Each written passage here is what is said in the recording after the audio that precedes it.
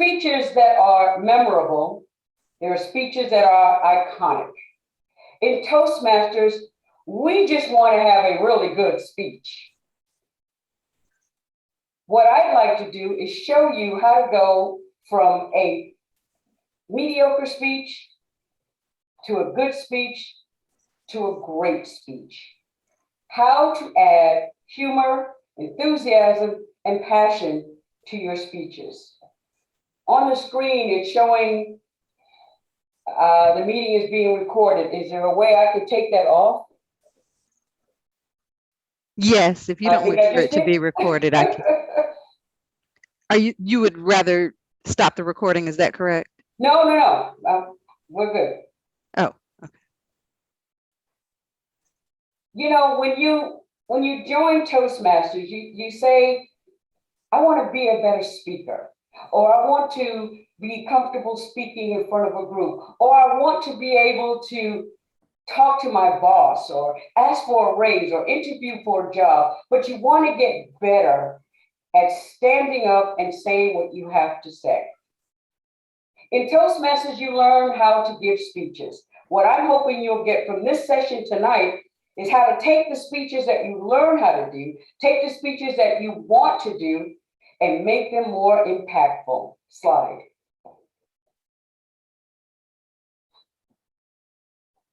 Slide. So how do we turn an okay speech into a great one? Well, as I mentioned, there are 4 parts: enthusiasm, humor, body language, which is gestures, and descriptive words. Slide.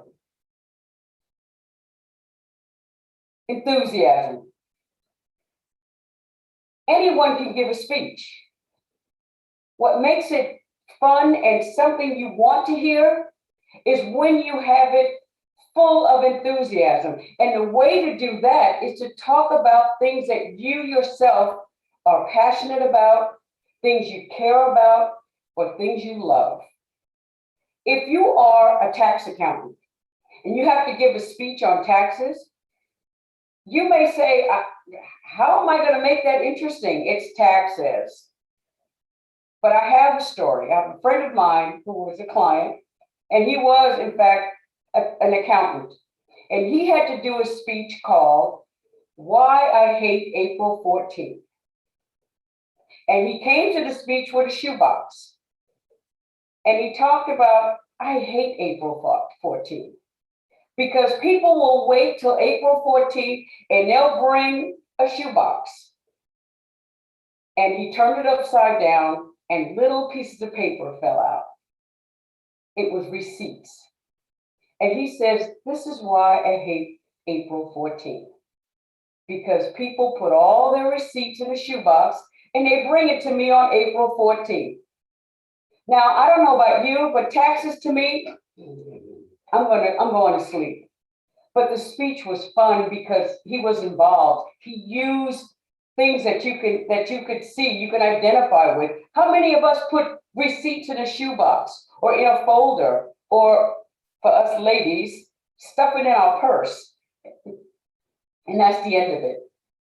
So if you're going to talk about something that you feel passionate or that you feel good about, or something you just love, that is the first step to having a great speech.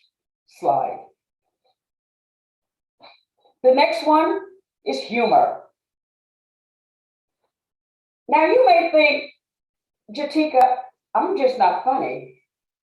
I don't know how to tell a joke. Adding humor to your speech is not you telling a joke. It's you making a story humorous. Now, we have one of our members who is a member of Toastmasters. She's been with Alpha for quite some time. Her name is Joyce Daniels. And Joyce, why don't you give us an example of how you would add humor to a speech? Thank you, Toastmaster. Well, I get hit on guys all the time, and they're always asking for my number because, well, I am hot. What Joyce did is she used deadpan humor. Her face and her expression is the opposite of what she is saying. If you think telling a joke is how you add humor, I want to change that thought process. What you want to do to make something funny is to make it humorous, to add humor by describing things. In other words, let's say, for example, the title of your speech is My First Halloween. You could say, well, I put on a costume and I went trick-or-treating, thank you and good night. But that's not adding humor. How about you tell them you got into the mirror and you smeared lines across your face that made you look like a cat, and you had your cat ears on and your makeup, and you had nails on, and you were practicing your cat noises, because you were ready to be the cat lady or the cat woman this Halloween. Everyone in the room has a visual of you being the cat woman. Or if you're a guy, the cat guy. But the idea of adding humor is not telling a joke. It's giving people an idea of how the situation is funny. Slide.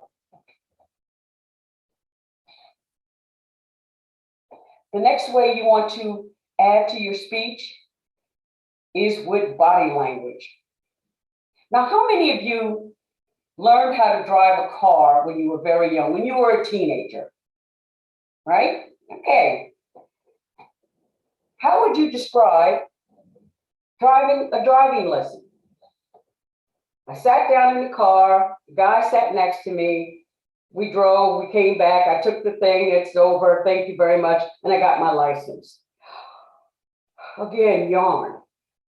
If you use your body and you sit down and you adjust the rear view mirror, and maybe you adjust the outside mirror, and maybe you adjust the mirror in front of you because you want to make sure your makeup looks cute because the instructor is kind of hot. And then you grab the steering wheel and you kind of adjust it to see, okay, is this going to work? Is this what I have to do? What do I do next? And the instructor says, you may want to turn on the car. And so you reach down and you use your hand to turn the keys, to turn the ignition.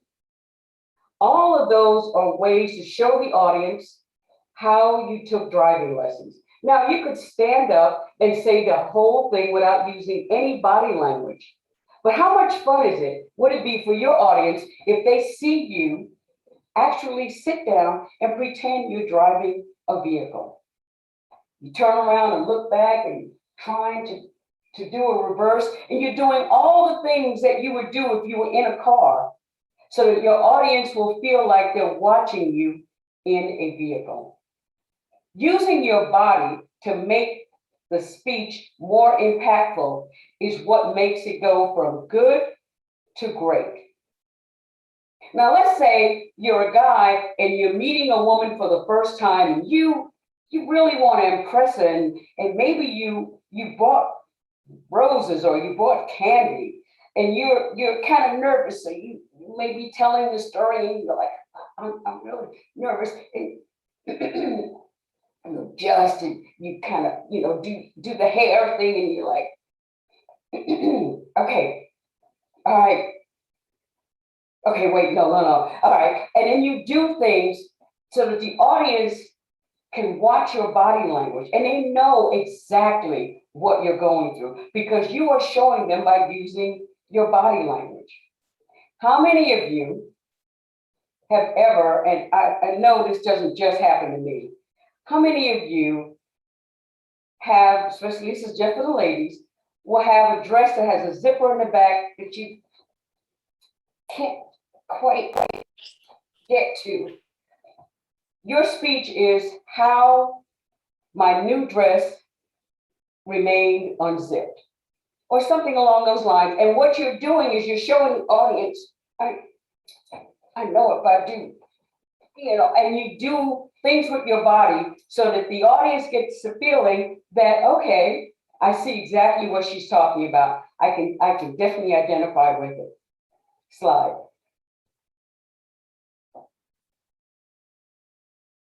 So what I'd like you to do, we're gonna do a little short segment here where you are gonna come up with some speech ideas. If you see in front of you, there are 5 pictures. Each one of them can be a speech.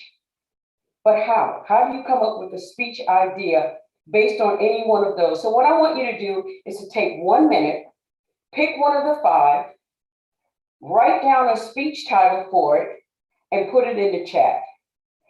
Here's what I don't want you to do. I don't want you to do something obvious like why I love blueberries. I know you're going to give me something better than that. How about my summer on the farm? So look at the 5 pictures, come up with a speech idea that the picture generates, and then I will have my slide master read one of your ideas, and we'll see if we can guess which picture you used. So let's take a minute. If we have a timer, if we can get 1 minute so that people can write their speech idea.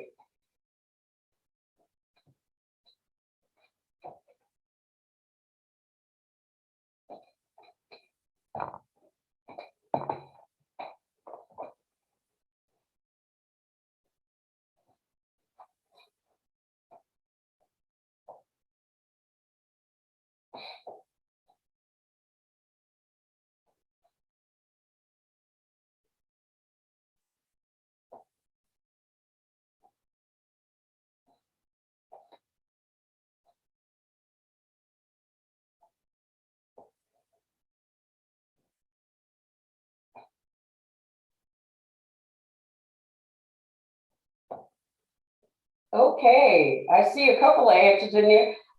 If I can get my slide master to just read 1 or 2 of the chat responses so we can see if I can guess which one they're referring to. All right. The vacation I almost missed that nearly killed me. Say again? The vacation I almost missed that nearly killed me. I'm hoping it's the person with the luggage. All right, how about another one? On my way to paradise. I think that luggage picture is really starting to pop. It is. Let me pick another one. Okay. Colon cruising. I'm hoping that that's the doctor picture. And let's take 2 more. It's about that time. Ooh. I'm hoping that refers to maybe a doctor's appointment. Maybe. Is it a doctor? The doctor picture? All of them. Oh. Okay, Madam Slide Master, one last one. Life is full of colors. The balloons. All Sounds right. like you're right. Thank you, everyone. Good job. Next slide. One of the things that makes your speech really great, makes it stand out, is using strong descriptive words. If I said to you, I was going to the movies and it was raining outside, and I just don't know if I feel like dealing with the weather to go to the movies. That's okay. But if I said instead, I looked out the window and it was raining, hard rain, and I could hear it hitting the ceiling, I could hear it hitting the roof of my home. It was so loud. It was as if it was warning me, do you really want to come out here in this? Think about it. Using phrases, using descriptive words, talking about the rain. If instead of saying something is blue, could you say it's blue as a Texas sky? If instead of saying something is red, could it be blood red? Those are the things you want to use to make your speeches more interesting, more impactful. Use words that not only make the word that are more descriptive, but make the person feel like, okay, this is something I want to know more about. Why is this happening? What happened? And what makes it so good? For example, if you said, I'm feeling kind of depressed, or the other day, I was coming home from work and I don't know, I just felt depressed. Well, okay, that's fine. We understand that. But can you imagine? I was sitting in my car. I just left work. When I got home, I just sat in the car. It felt like I couldn't move, and I didn't know why. I knew I felt depressed about something, but I couldn't put my finger on what it was. I felt like all day there was a cloud over my head, and I couldn't shake it. I went to lunch. I couldn't eat the meal. It felt like nothing was going right. My boss yelled at me over something that was just unimportant. Or maybe I blew it up in my mind. I don't know. It just felt like the entire day was going steadily downhill. And when the phone rang, when I got home, I had a feeling that my day was about to get worse. What I did is I took, I'm depressed, I don't know why, and made you feel like you want to know what's going on. Using descriptive words to describe what's going on, to describe a mood, to describe a sensation or a feeling, those things help to make the speech strong and impactful. Whenever you can, instead of saying it was hot outside, talk about I stepped outside and I felt like I was standing in front of an oven turned to 450. The heat was intense, relentless. I wanted to take off my clothes. It was so hot. The sweat started pouring down my face, my neck, my shoulders. It felt like everything I had on was soaking wet from my own sweat. The heat was relentless. Those are the words you want to use to describe a hot day. You don't want to just say, oh, it was hot outside. Slide.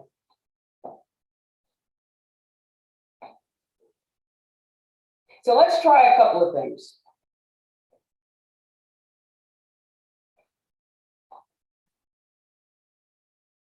We have 4 sentences on the screen. I'm going to call out, Lisa, can you change it from me to so I can see the audience? You would have to do that on your end, Toastmaster Okay, Manigault. then let me do that. Just go to your right-hand corner. Go to your right-hand corner where it says view. I got it. And click, and you should be able to click on gallery so you can see more than just yourself. Okay.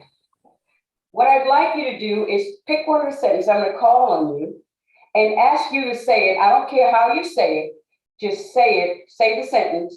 And then I'm going to ask someone to say it differently using their voice, changing it to a question, saying it in anger.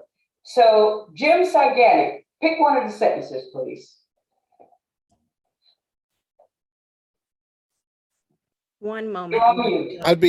I'd be happy to do so if I could see the questions. Yes, one moment. I'm going to pull it up again. Okay.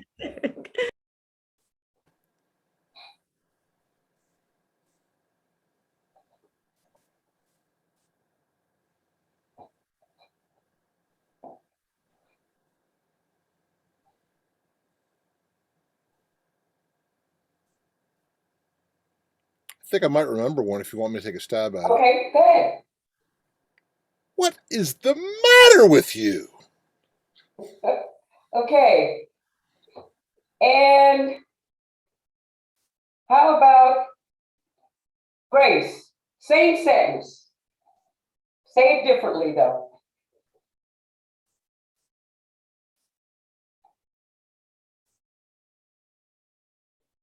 Grace, you're muted. She may be away. I'll take her place. Okay. What's the matter with you? All right. David, same sentence. What's the matter with you? Okay. What that does is it shows you that by saying something differently, using your voice, using an inflection, changing it to a question, changing it to something in, what's the matter with you? What's the matter with you? You can change the whole tone of what you're saying. Let's go with the next one. He told me he wasn't married. Madam President, how about you try that one? He told me he wasn't married. James, how about you try it? James Branson, how about you try it? Different inflection. He told me he wasn't married. Dwight Jones, same sentence, different inflection. He told me he wasn't married. Could you guys see the difference that changing, it's the same exact sentence, changing it so it sounds differently and it comes across with a different point. The next one is, can we go now? Joyce, say, can we go now? You're on mute. Can we go now? Candace? Can we go now? David? Can we go now? Lucas? Can we go now? And how about Miss Leslie? Can we go now? Good job. We have one more. There's no pepper on the steak.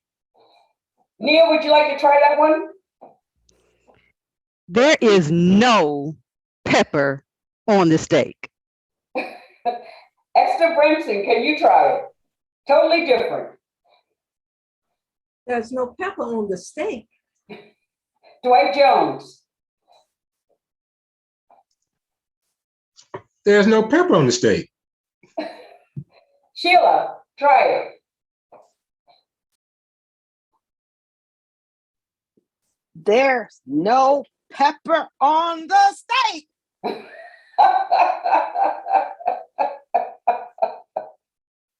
William Partee, how about you try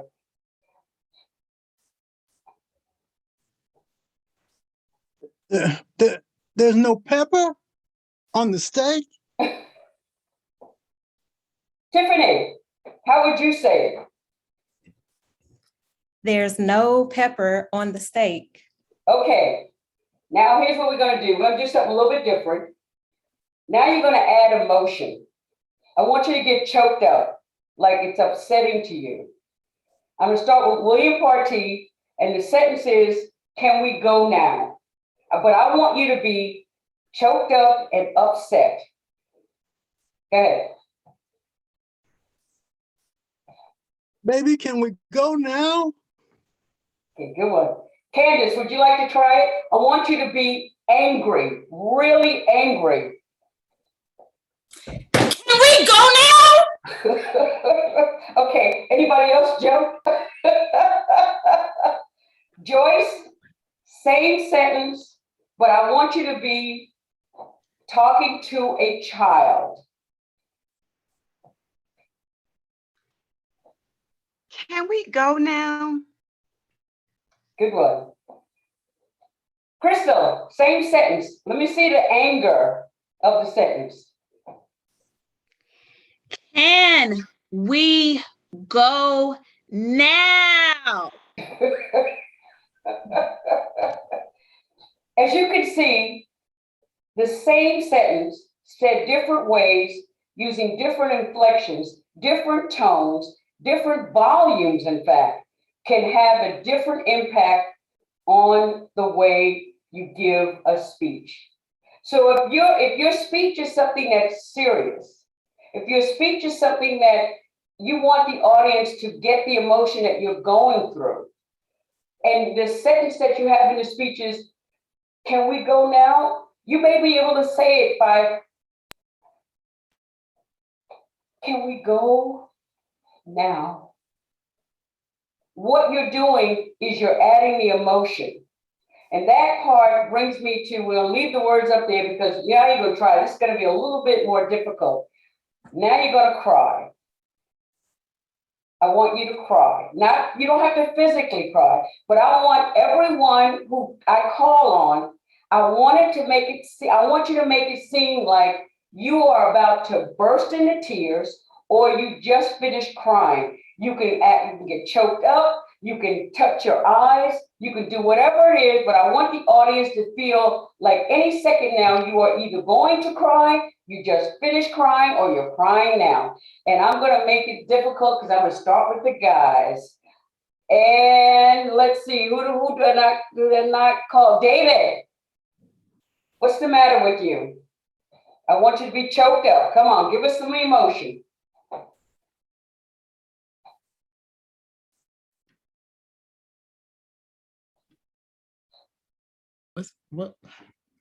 What's the I can't. Okay, take a deep breath. All right, let's try Take a deep breath. Try it again. So serious. All right.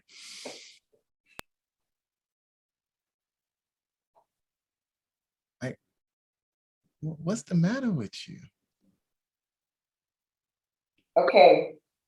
We also have some polished zirconia of this color.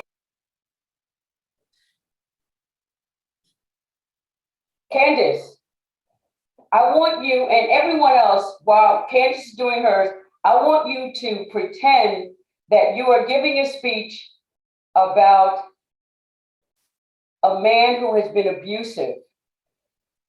And he's not abusive to you, but he's abusive to somebody you care about. You're asking him, what's the matter with you? And I want the emotion. Give it to me. Come on. You're on mute.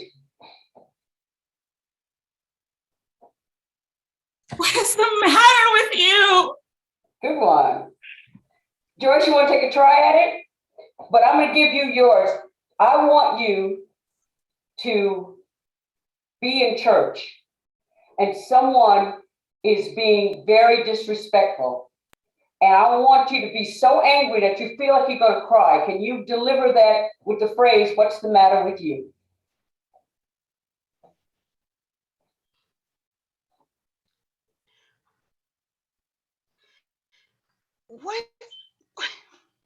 What's the matter?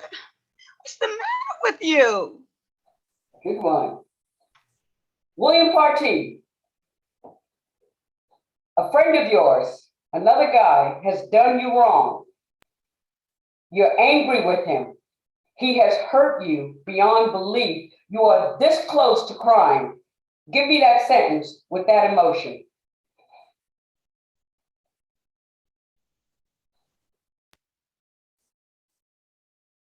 What's the matter with you? Okay. James, I want you to do the same thing, only I want you to put the emphasis on you. Same exact emotion. You're talking to another guy, and the emphasis when you say it is on the word you. And remember, you are trying hard to keep from hitting him, but you are choked up and crying. Go ahead. What's the matter with you? Good one.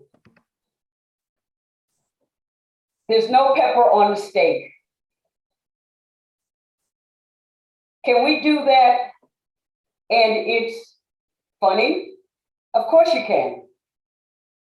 Who'd like to take a stab at it? Grace, you want to try it? There's no pepper on the steak. Give me some emotion of how you would say that line. There's no pepper on the steak. Lucas, your turn. There's no pepper on the steak. Give me some emotion. There's no pepper on the steak. Neil Parker, Give me some emotion. There's no pepper on the steak. What is the emotion again? Which one am I doing? Whatever you want, just give me some emotion. We need to be able to, if you were giving a speech and that's the sentence, you need to tell us something so that we feel whatever it is you're going through. There's no pepper on the steak. Barbara Cross, we haven't called on you. Give me some emotion with the line, there's no pepper on the steak. And you're on mute. Well, you don't have any pepper for my steak. Dwight, what I want from you is not anger, but confusion. Like why? With the same sentence, there's no pepper on the steak. There's no pepper on the steak. Jim, same expression, same phrase. Give me the emotion. Confused, why? There's no pepper on the steak. Calvin Horton, I didn't call on you and I see you over there. Let's do, he told me he wasn't married. Whatever emotion you want to give us, give me that emotion. He told me he wasn't married. He told me he wasn't married. All right, now, same, I'm going to use you again. Same one. Give me a different inflection, the same sentence. Put the emphasis on me. He told me he wasn't married. One more time, put the emphasis on me. He told me that he wasn't married. Okay. Crystal Party, what's the matter with you? I want you to say it with attitude. He told me he wasn't married. Actually, I wanted you to do the what's the matter with you, but I think I like you doing, he told me he wasn't married. I'm going to ask you to do what's the matter with you, and I want you to say it with attitude. Okay. What's the matter with you? One more time, put the emphasis on matter. Okay.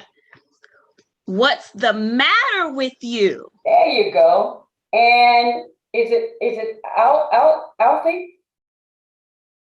Same sentence, give me attitude. What's the matter with you? What's the matter with you? Say, did you say it already? Yeah. Can you hear me? I'm sorry, I couldn't hear you. Say again. What's the matter with you? Okay. Now, I want you to mentally put your hands on your hips, snap the neck, and ask the question one more time. Lip curl, the whole thing. What's the matter with you? What's the matter with you? That's what I'm talking about. So as you can see with all of the examples, it's amazing what changing a sentence using your voice, attitude, body language, all of those things go into place to make it more impactful. Candace, can we go now? Tell me how you want to say it. Just ready to go. Irritated, ready to go. Okay, can we go now? Irritated. Can we go now?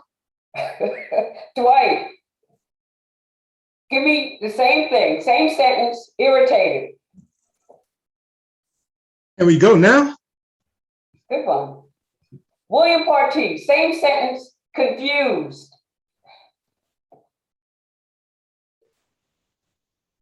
Can we go now? All right. Nisa, same sentence, angry. Can we go now? Exactly. If you notice, when everyone said it, they put the emphasis on a word, one word or the other. when you're trying to show anger or rage, it is okay to incorporate your body. Can we go now? What's the matter with you? He told me he wasn't married. Okay, now we're going to do it one more time. And now I want you, even though you're sitting down, I want you to add body language.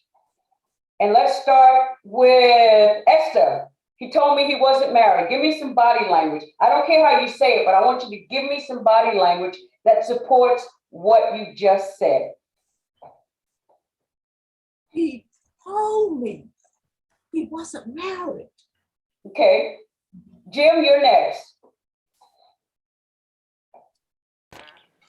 He told me he wasn't married. Joyce, the next one is, what's the matter with you? Use your body to show us how you feel when you say the phrase, what's the matter with you? I don't care how you say it, but I want you to incorporate your body this time. What's the matter with you? All right. David, same sentence. Use your body. I don't care how you say it, but use your body. What's the matter with you? Tiffany, there's no pepper on the steak. You are frustrated, angry, annoyed, whatever you want to do, but the sentence is, there's no pepper on your steak. Use your body. There's no pepper on the steak. One more time. Use your body. Give me more. There's no pepper on the steak. Good one. James, same statement. Give me your body language, frustration, anger, annoyance, impatience, whatever you want to use, but use your body so we can see it. There's no pepper on the steak.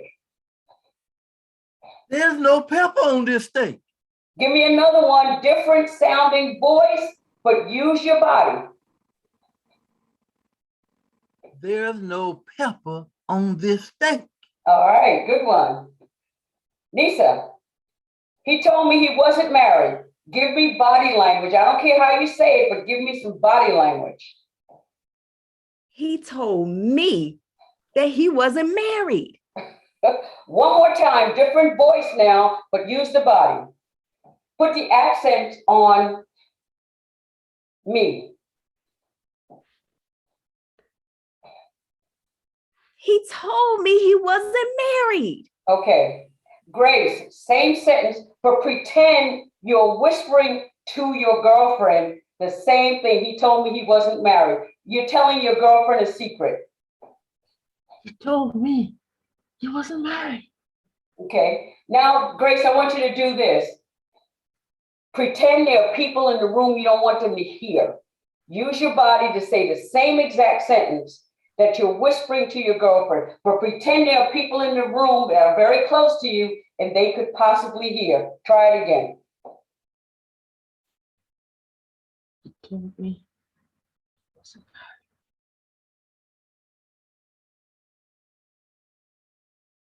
married. Did you hear? Or was I too quiet? No, too low, so we can hear it. Okay. But pretend that you're doing it low enough people can't. He told me he wasn't married. Good one. Dwight Jones, I want you to be impatient, but not angry. Just ready to go. Use your body. Look at your watch. Pretend you are in a hurry. The phrase is, can we go now? But use your body to demonstrate your impatience. Go ahead.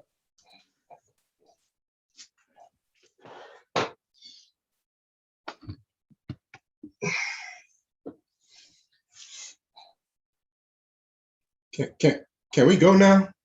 Good one. Mr. Lucas, same thing. Show me your impatience. You want to hurry up and get out of the room. You don't have time. You got a cab waiting. Can we go now? Try it.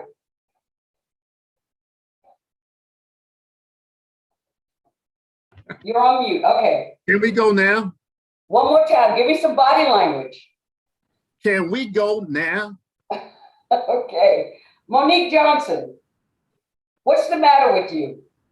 I want you to say it as if somebody has really pissed you off and you are this close to storming out of the room. Give me body language. I need you to come off, stop video and mute. Can you come off and show us? You?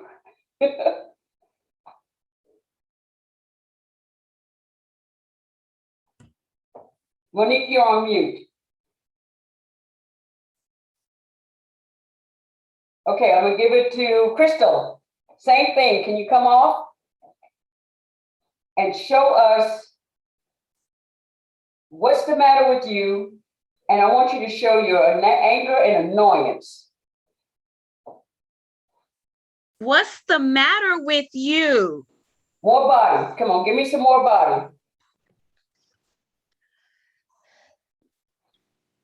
That's it. What's the matter with you? Okay, good one. Barbara Cross. There's no pepper on the steak. You're talking to the waitress and you've sent it back once already.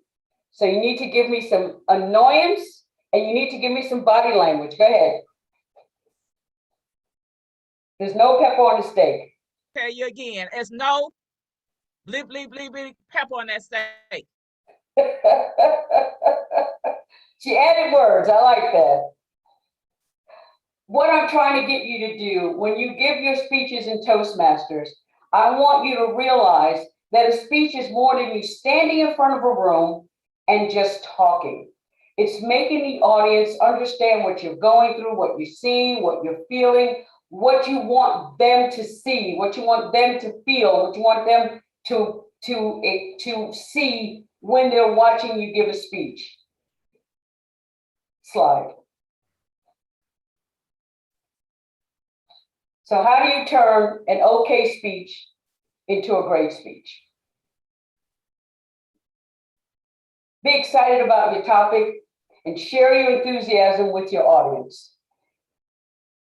If you have to give a speech and you've got a week to prepare, that's great. What I want you to do is I want you to practice, practice, and rehearse. The first part of practice is decide the words. What topic are you going to talk about? What's the topic? I want you to talk about something that you feel is important or something you love or something you're involved in. If you knit and you want to talk about knitting, you should be able to make it so interesting that everybody in the room wants to learn how to knit.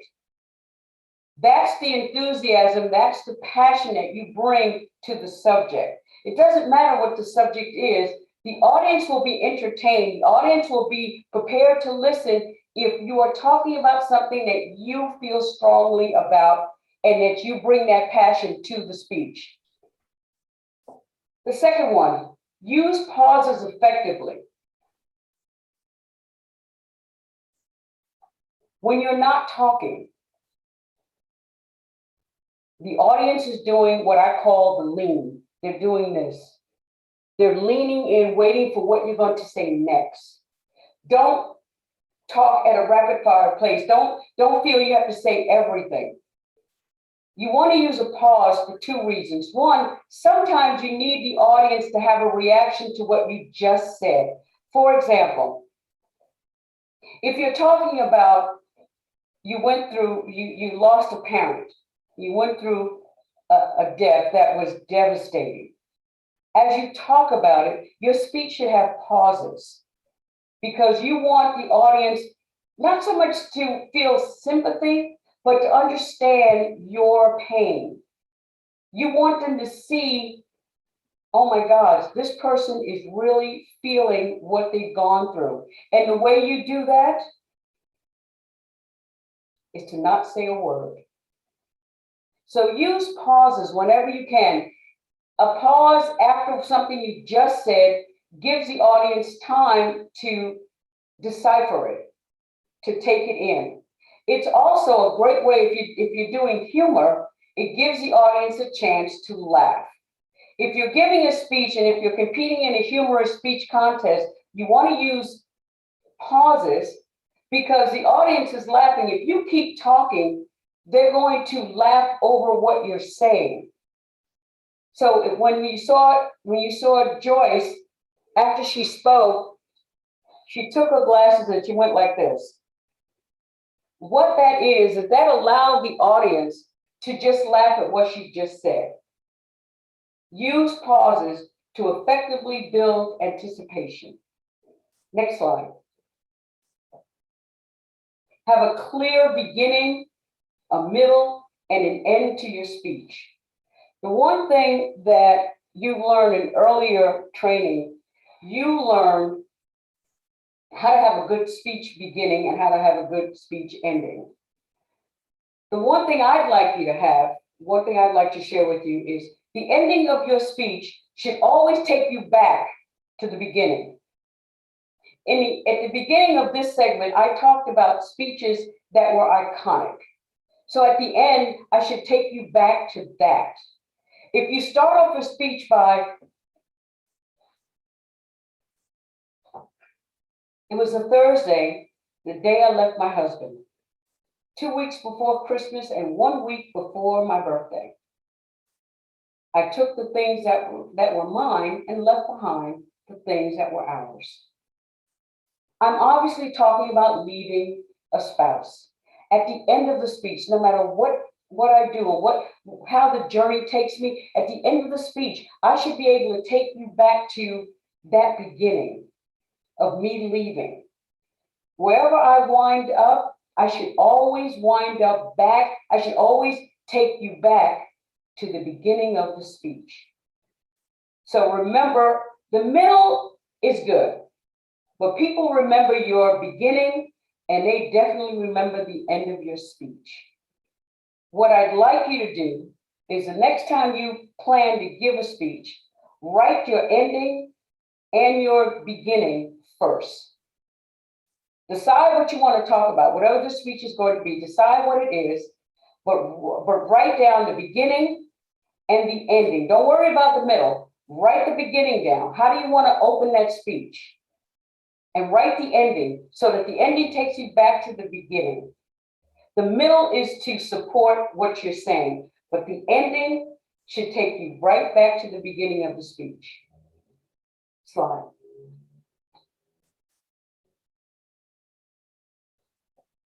Always deliver a speech your audience wants to hear.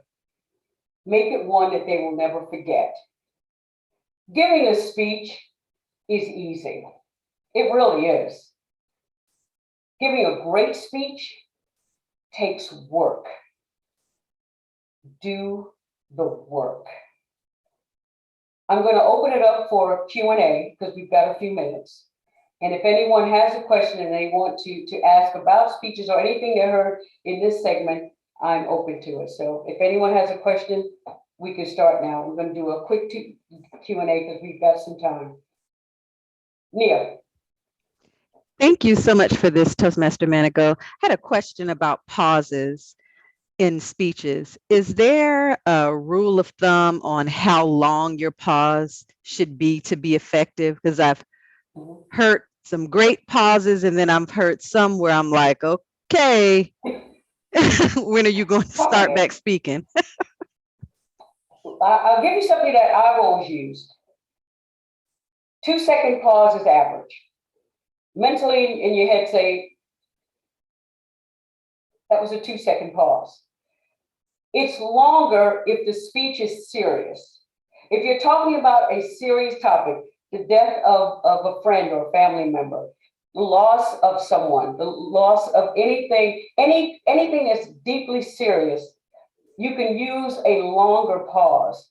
But anything more than 3 seconds, the audience is going to get worried. They're going to say, okay. So I would say in your head, think 2 seconds. The other thing is at the beginning of the speech, when you are introduced and you start speaking, let me back up a second. When you are introduced and the audience applauds, don't say anything for 2 seconds. Take a deep breath, smile, and then speak. It's the same pause, but what you want to do is you want the audience to lean in anticipation of what you're going to say. Any other questions?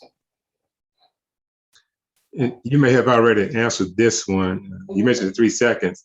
And is it possible to determine a pause or a pause when you forgot your speech?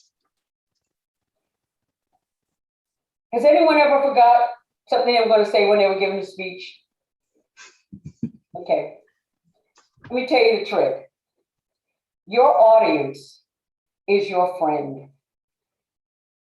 I've forgotten stuff. Oh my God. I've forgotten speeches. I've forgotten the whole thing. And I thought to myself, oh my God, what was I going to say next?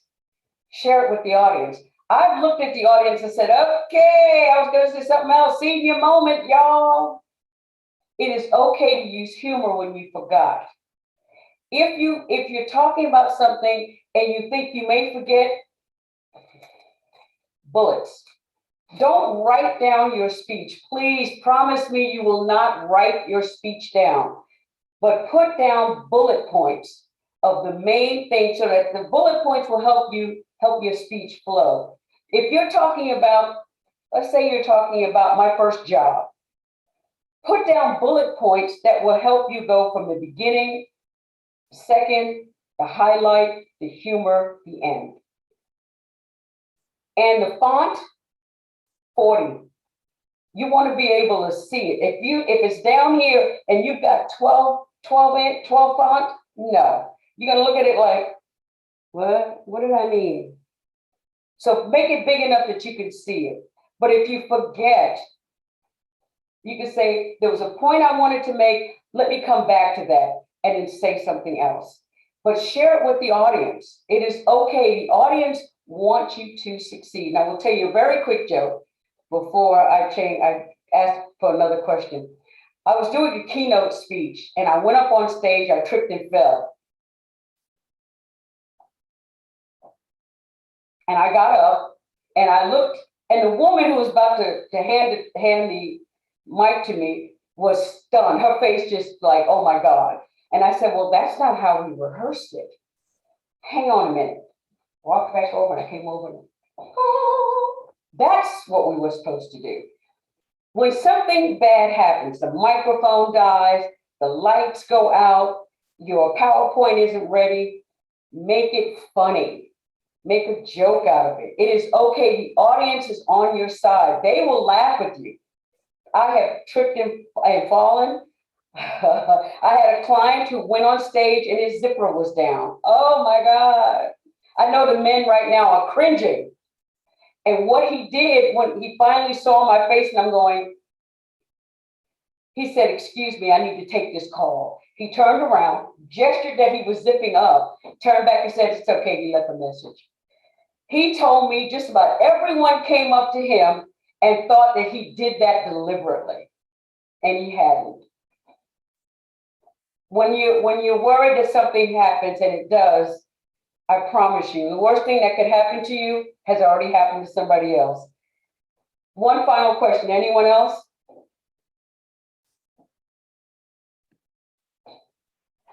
Then I will close it with this. Being a Toastmaster, the journey starts with your first speech, the icebreaker. You go from, oh my God, what have I gotten myself into? And you give an icebreaker that is 22 minutes long when it's supposed to be 4 to 6 minutes. But it's okay, because the big thing is you actually got up there and spoke. From that point to when you become a DTM is the journey. For some, that journey is 3 years long, and for others, it's 18 years. It doesn't matter. Do it at your pace, do it at your comfort level, but promise me one thing, that every speech you give will be a speech that you practice, a speech that you practice, and a speech that you rehearse, because your audience deserves the best possible speech that you can deliver. Thank you.